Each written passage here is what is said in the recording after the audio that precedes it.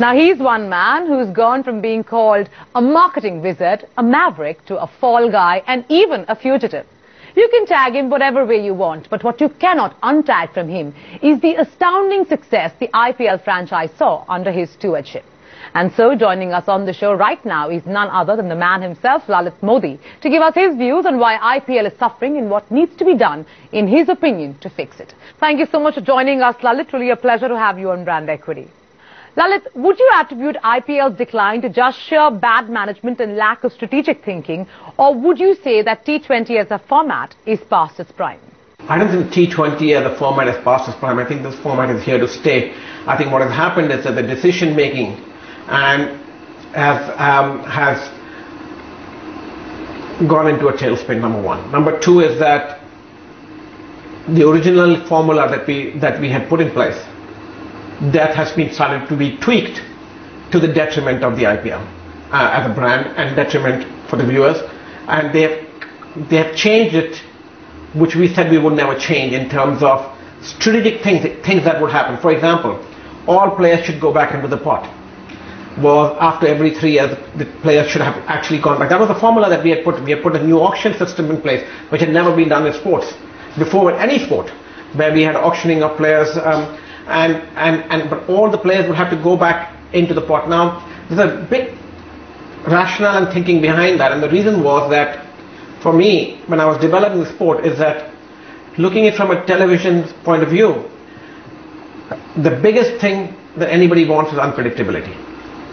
The minute you have predictability, what happens is you have a Manchester United, and you know 80% or 90% of the game they're going to win. Right. When you're putting teams together, when you're building teams, the IPL formula was in such a manner constructed that the viewership across all games was like a straight graph.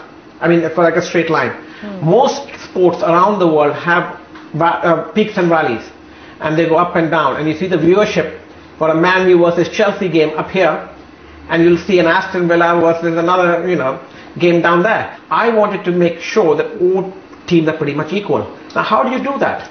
You can only do that when you have unpredictability and you have players that are going to change. And we wanted to ensure that the teams are on the top of the mind, and the people are following the teams and not a particular player. Of course, incoherently, you are going to follow a player, and that's the best part. If the players were going to change teams, there would be stability as for the team that concerned. So no team would actually have all the best players.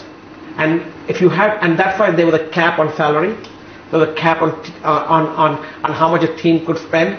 Now that's being relaxed in a great manner by the existing IPL team. I think that's to the detriment of the IPL. It's going to come and bite them. It's already biting them now, and it's going to have further impact down the line if you allow retention of players to go forward.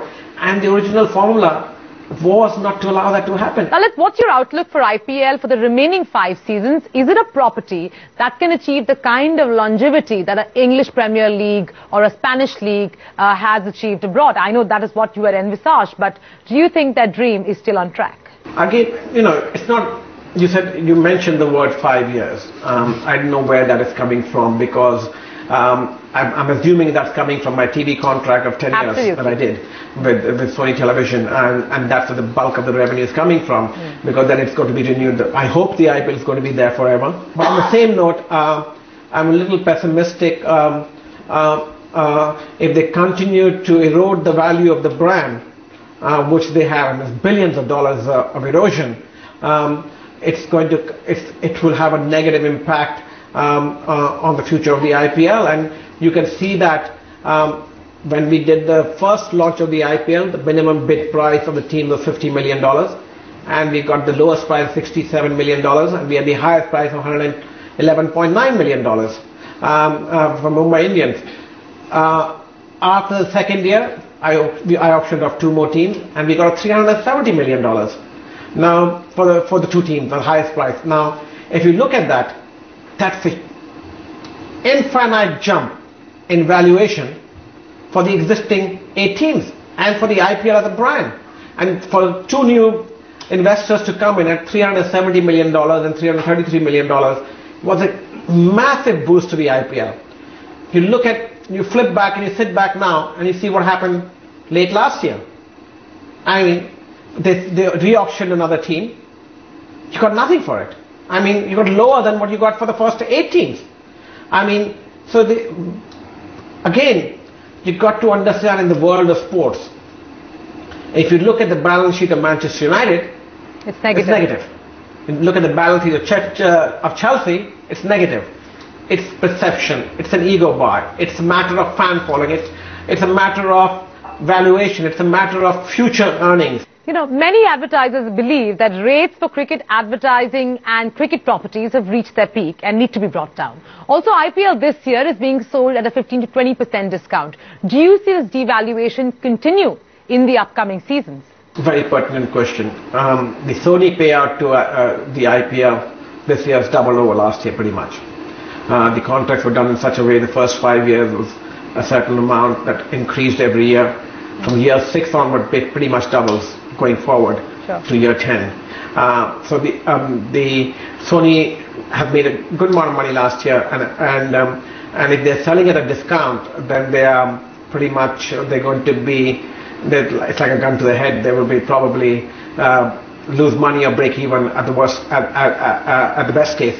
But coming back to the rates, I think if you look at globally sporting properties, rates of sporting properties continue to grow.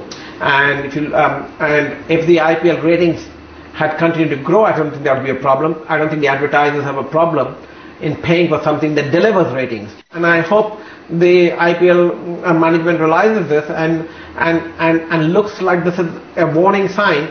They really need to look at what they're doing, and not investing in the brand is the most foolish thing I've ever seen any brand marketeer do. Again, as I said, all of the marketeers of all of the products are going for the same fan base. They are targeting the same fan base. They are trying to pull that fan base away into wrestling, into football, into motorsports. You've got the Formula 1 people. Bernie's coming in there, putting a lot of money behind it. You've got a lot of people out there wanting that fan base. Why? Because the advertising dollars at the end of the day. Because the advertising dollars are going to start moving. There's only so much budget a particular brand has to spend on their marketing side. Lalit, do you think cricket properties in general are overvalued, especially considering India's performance? I don't think so. I think with a population of over 1 billion people in India alone, and close to another, equal amount around or half of that around the world, watching and following the game of cricket, I think we're still undervalued if we're able to deliver viewership. Again, we did a unique thing. I'll give you an example. With YouTube, I did simulcast on YouTube worldwide. It upset some of the broadcasters because they didn't want the viewership to go to YouTube. But I did it for another reason. I wanted the product to be available real time across the world. In the UK, Sky TV offered us next to a negligible amount to carry the IPL in the first year. We decided that we were going to, we put it onto Setanta. Unfortunately, Setanta went bust. And the objective then was that I wanted to put it live onto free TV. And I wasn't so much concerned about the dollars that were coming in. We managed to find ITV. We pretty much gave it to them for free for the second year. And the objective again was put it on live, put it onto free TV. If they have a great experience with it, they're going to come back and pay a lot of dollars for it this following year and the years to follow. And that's what happened. I don't see any marketing dollars coming into this market. And that's what the IPL management should be doing. They should be building fan bases around the world. They should be marketing. And that's what you see with the English Premier League. And that is what is missing from the IPL. We see management that's sitting back and actually just cashing in the dollars that I did 3 years ago. 5 years ago, the deals. And they're sitting on those deals. I can be rest assured, when they come up for renewal, we see in the case of Pepsi that just came up, you're not going to get the dollars that you needed or we had originally projected we were going to get. Lalit, I'm sure you're aware that the compliance watchdog, that's the Competition Commission of India, has slapped a penalty of 52.24 crores on BCCI for irregularities in organisation of IPL. In fact, the CCI has asked the cricket board to delete the violative clause, in its media rights agreement, which says BCCI represents and warrants that it shall not organise, sanction, recognise or support during the rights period another professional domestic Indian T20 competition that is competitive to the league. Would you say the CCI in this case is in the right or the wrong? And secondly, do you think the BCCI is right in having a monopoly when it comes to the Indian Cricket League? Of course, yeah, I'm talking about IPL, not ICL.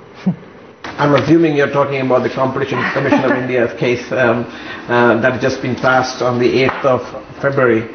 I have been reading this with quite interest, and I see my name appearing on this document quite a bit. It is a shocking report as far as the BCCI is concerned, or the global cricket is concerned. It is detrimental to the BCCI without any doubt.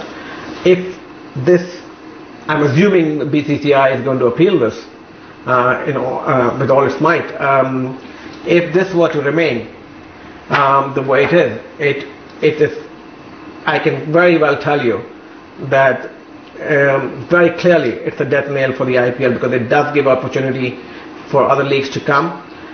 It would give people with a lot of who are ready to innovate and spend money and go out there, who understand marketing, will go after this market. It's a big market. It's a multi-billion-dollar market in terms of valuation. It's a multi-billion-dollar marketing in terms of marketing dollars. If this report were to be implemented and go forward, I can rest assure you that you will see some powerful leagues being launched in the domestic market and around the globe. And rest assured, it would be a death nail in the BCCI. As a whole, without doubt. Well, thank you so much, Lalit, for sharing your perspective. Of course, you've made some very pertinent points, and as always, lovely chatting with you. Thank you.